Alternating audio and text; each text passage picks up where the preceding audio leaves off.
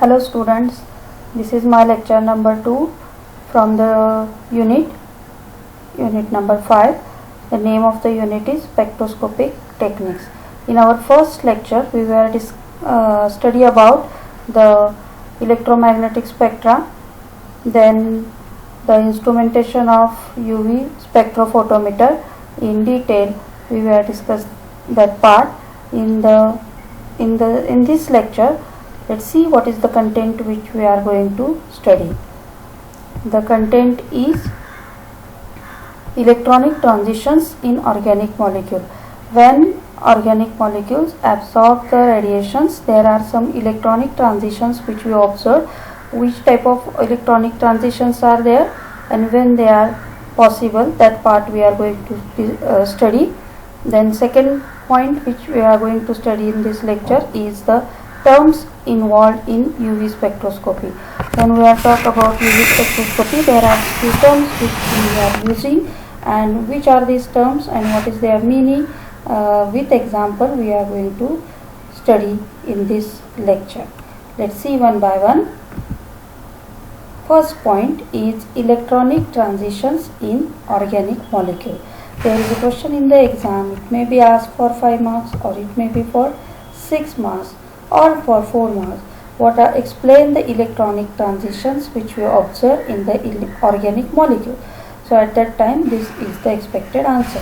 When we consider any organic molecule, there are 3 types of electrons present in the molecule. Which are the 3 types?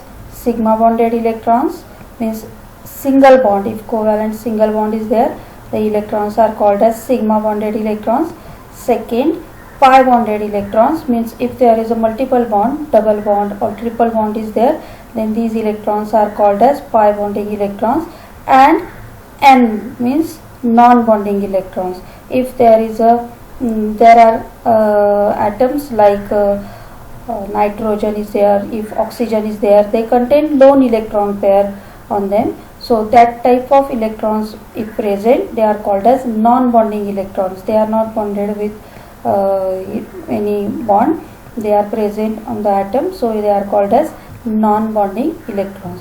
So when we consider any molecule, there are 3 types of electrons present.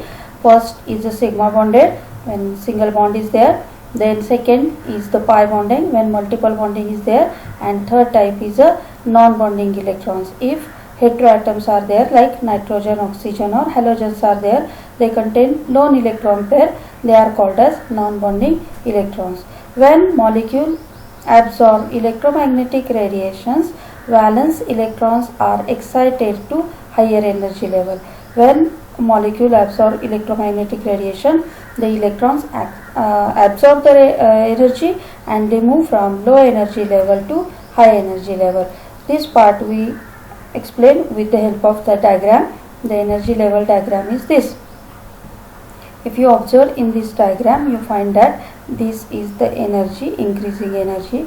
The energy levels are at the bottom, it is sigma bonding, then it is pi bonding, then non-bonding electrons. These all are bonding energy levels, and these are the anti-bonding energy levels. First is the pi star and second is the anti-bonding sigma star energy level. If we see the transitions, the first transition which we observe here is a sigma to sigma star transition.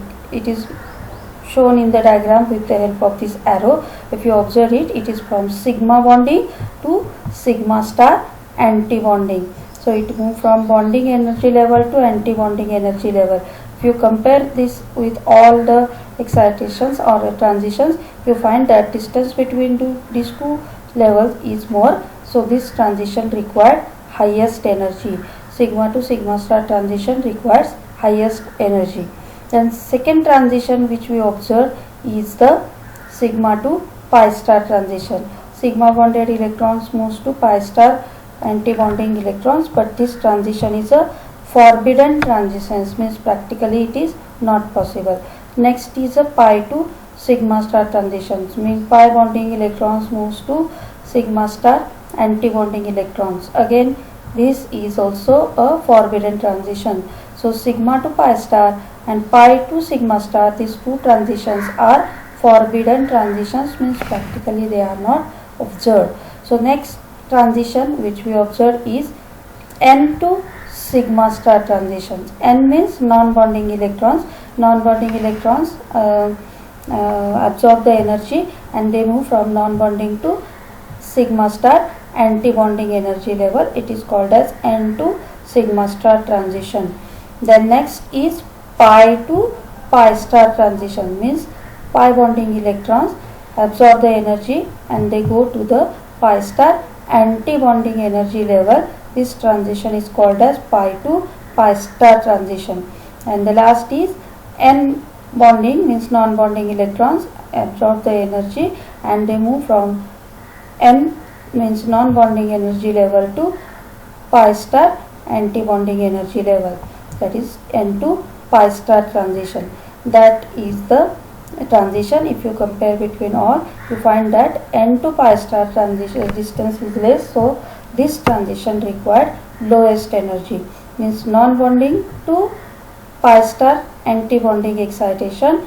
This transition is required lowest energy, whereas sigma to sigma star transition requires highest energy. If you see the length of this arrow, you will get idea that the distance between these two level is more, so the transition required highest energy. Here it is very less, so you can remember in this way that this transition required lowest energy, whereas sigma to sigma star transition requires highest energy.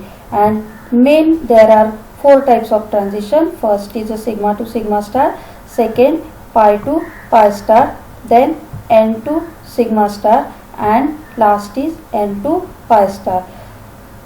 These are the four types of electronic transitions which we observe, and this means a sigma to pi star and pi to sigma star. These two transitions are forbidden transitions. Let's see one by one electronic transitions. The first transitions, as I told you earlier, that first transition is sigma to sigma star transition. These transitions occur in such compounds in which all the electrons are involved in single bonds and there is no lone pair of electrons. That is called as this is lone pair. This is lone pair of electron. Long nahi, it is expected lone pair of electron, means anti-bonding. When we consider sigma bonded electrons goes to sigma star anti-bonding energy level, this transition is called as sigma to sigma star transition. In which compound it is observed? It is observed in compounds, those are saturated compounds. For example, saturated hydrocarbons. Saturated means single bonding is there, multiple bonding does not observed, are called as saturated compound. So examples are saturated hydrocarbons, alkanes. These are few examples of compounds which shows sigma to sigma star transition.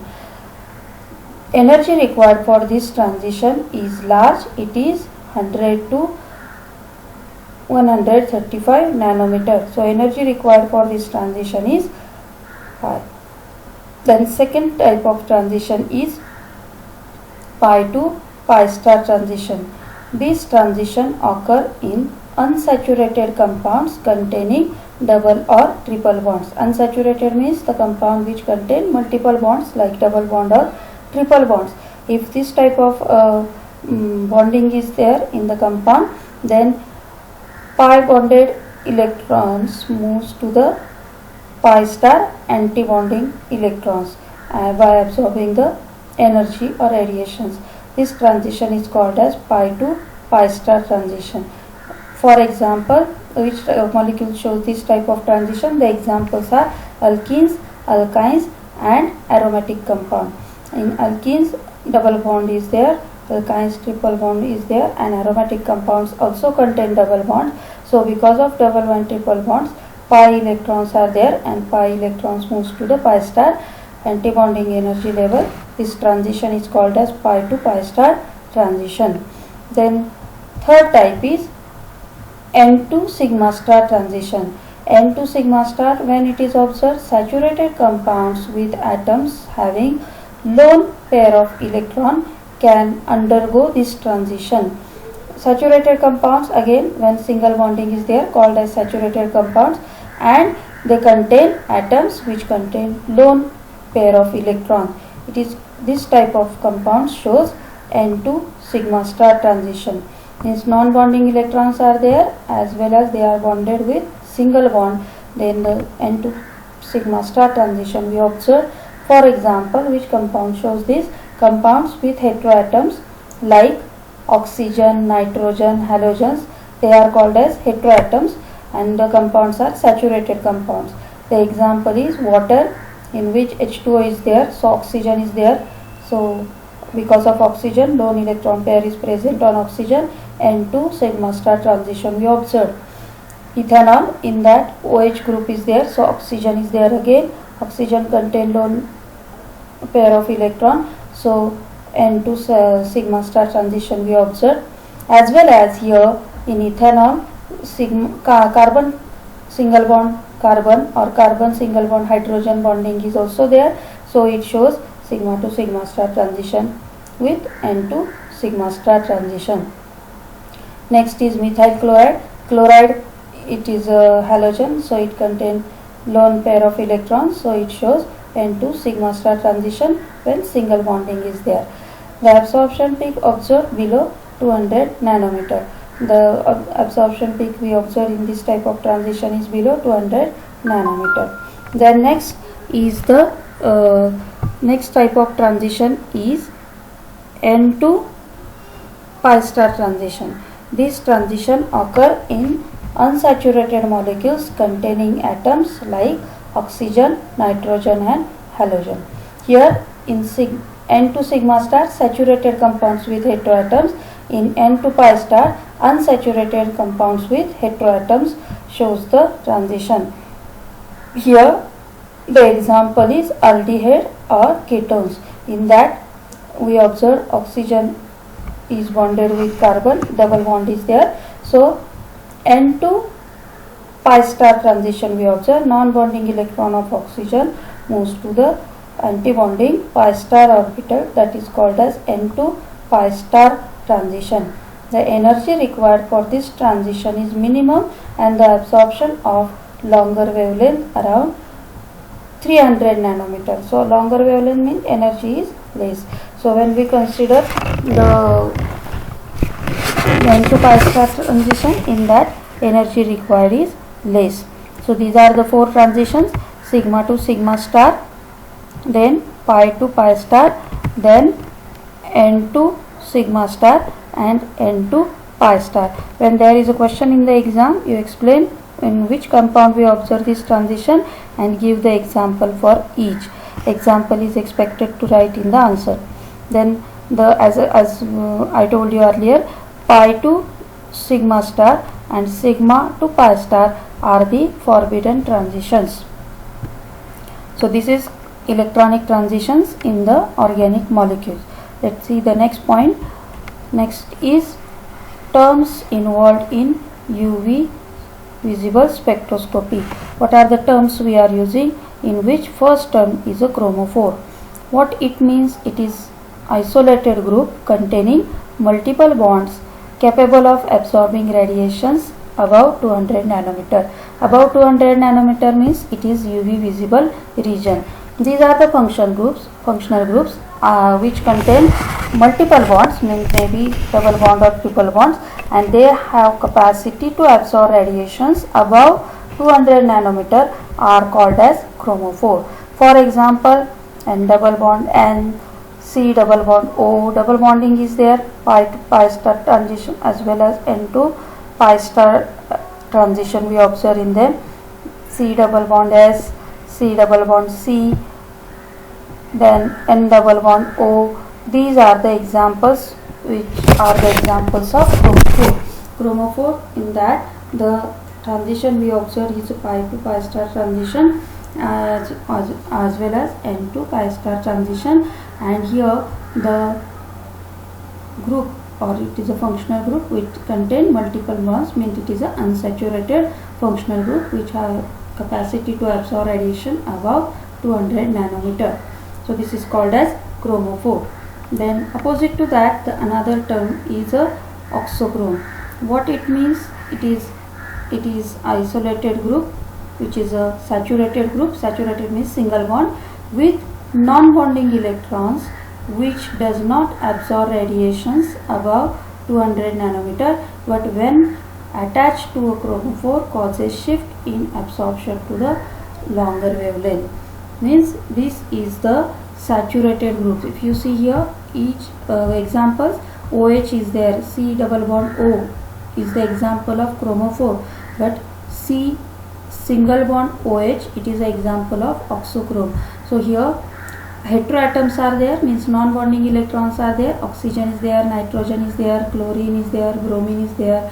If you see the examples, you find that the non-bonding electrons are there, but with saturated group. Saturated means single bond.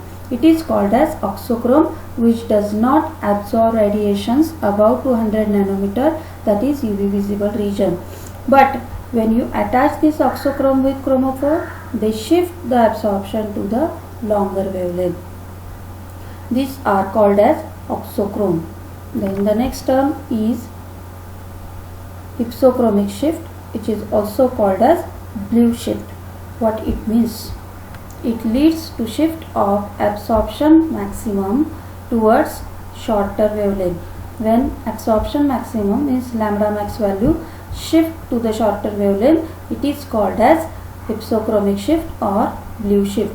You see the example. In this example, you find that this is the example where the acidic medium is there, HCl is there, it reacts with this group and there is a formation of new group. This plus sign is observed here in the structure, and because of that lambda max value is decreased. It is decreased from 280 nanometer to 265 nanometer. For example, absorption maxima of aniline. This is the example of aniline where nitrogen contain lone electron pair. This nitrogen contain lone electron pair, and when it is present in the acidic medium, suppose HCl is there, the reaction takes place and there is a formation of C6H5 NH3 plus. So this NH3 plus is observed, and it happens because the lone pair of electron on nitrogen is no longer present in NH2 group, and hence this is called as blue shift. What happened in this? N contain lone electron pair, but when in acidic medium it does not contain lone electron pair, and that's why absorption maxima, or you can say that lambda max value, is decreased. So this shift is called as hypsochromic shift, which is also called as blue shift, where absorption maxima is decreases or moves towards shorter wavelength, or shift towards shorter wavelength is called as hypsochromic shift. Exactly opposite to that, there is another shift which is called as bathochromic shift or red shift. If hypsochromic shift means it's shift of absorption maxima towards shorter wavelength. If it is opposite is the bathochromic shift, means it leads to shift of absorption maxima towards longer wavelength. Why it happened? Due to presence of oxochrome or by change of solvent. Here absorption maximum of the compound is shift towards longer wavelength. If you see this example, para-nitrophenol, if you see the lambda max value, it is 255 nanometer. When the solvent is changed, if instead of acidic medium I'll take the alkaline medium, so OH group is there. Because of that, the reaction takes place, and we find that the polarity is changed or it is decreased, and the lambda max value is increased. Here lambda max value shift from 255 nanometer to 265 nanometer. So it leads to shift of absorption maximum towards longer wavelength. And why it happened? Because of presence of oxochrome or by change of solvent. For example, N to pi star transition of carbonyl compound experience bathochromic shift when the polarity of solvent is lower. If the polarity of solvent is lower, N to pi star transition we observed in the carbonyl compounds. In that case also we observe the bathochromic shift, as well as in the nitrophenol, paranitrophenol, we observe the bathochromic shift when it is in alkaline medium. So these are the examples of bathochromic shift, which is also called as red shift. Means blue shift means absorption maxima shift towards shorter wavelength, and red shift means absorption maximum shift towards longer wavelength. Both are exactly opposite to each other. Then the next term is hypochromic shift or hypochromic effect. What it means? When absorption intensity of a compound is increased, it is known as hyperchromic shift. Why it happens? If oxochrome introduced to the compound, the intensity of absorption increases. If you see the example, this is the example which is a pyridine. If you see the absorption intensity, it is 2750, where we introduce one oxochrome. Methyl is a oxochrome. So 2-methylpyridine, if you observe the absorption intensity, it is increased because of introducing methyl group. So it is increased, it becomes 3560. So here absorption intensity of a compound is increased. The example given here is a pyridine. Pyridine, when methyl group is attached, methyl group is a oxochrome, that methyl group is attached with the pyridine, 2-methylpyridine. If you see, the absorption intensity of pyridine is 2750, where by introducing the methyl group to the pyridine, the absorption intensity is increased and it becomes 3560. So by introducing oxochrome to the compound, the absorption intensity of the compound is increased. This effect is called as hyperchromic shift. Opposite to that, the another effect is, or shift is, hypochromic effect. When absorption intensity of compound is decreased. In hyperchromic effect it is increased, in hypochromic effect it is decreased. So when absorption intensity of compound is decreased, it is known as hypochromic shift. Why it happened? Introduction of methyl group destroy the geometry of molecule, thus cause hypochromic effect. If you see the example, this is naphthalene. When we attach methyl group to the naphthalene, due to this methyl group, the geometry of a molecule is disturbed, and because of that the absorption intensity is decreased.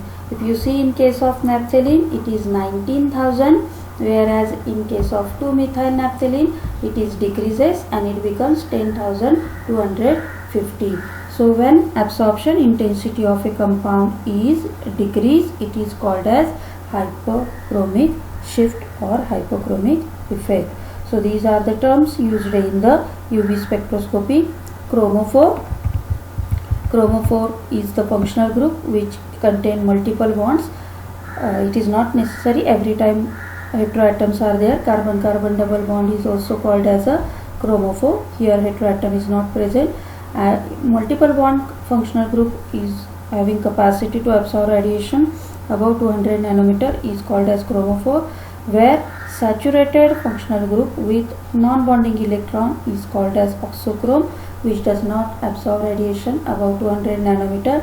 The next is a hypsochromic shift or blue shift, when absorption maximum moves towards shorter wavelength, it is called as hypsochromic shift.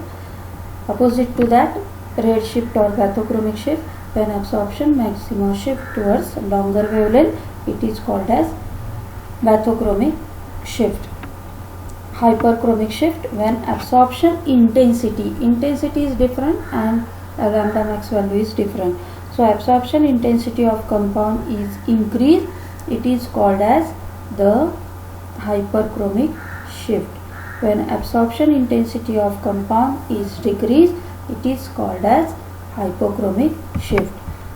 So when there is a question in the exam, they ask you define the terms or define the following terms, give examples.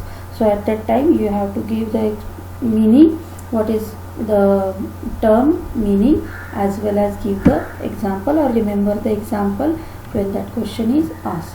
So with the help of one diagram you can remember easily what is redshift, blue shift and hyperchromic effect and hypochromic effect. See, if you consider related to wavelength or lambda max value, when lambda max value increase or shifts to the longer wavelength, it is called as red shift or it is also called as bathochromic shift. When lambda max value is decreased, you can see this is the lambda max value. So when lambda max value is decreased, it is called as blue shift. So this is the comparison between red shift and blue shift. If lambda max value increase or shift towards longer wavelength, it is called as red shift, and when it is shift to the shorter wavelength, it is called as blue shift. When you compare it with absorbance, there is a hyperchromic shift and hypochromic shift. If absorption intensity of compound is increased, if you see, if you compare like this is the absorption intensity increases, it is called as hyperchromic shift, and when absorption intensity is decreased, here it is decreased, it is called as hypochromic shift. So with the help of this diagram you can easily remember the difference between the terms. This helps you to remember the meaning of each term and remember the examples as well. So these 2 points, both the points means the electronic transitions as well as terms involved in UV spectroscopy. Based on these 2 points, definitely there is a question in the exam, so you prepared it properly. Thank you.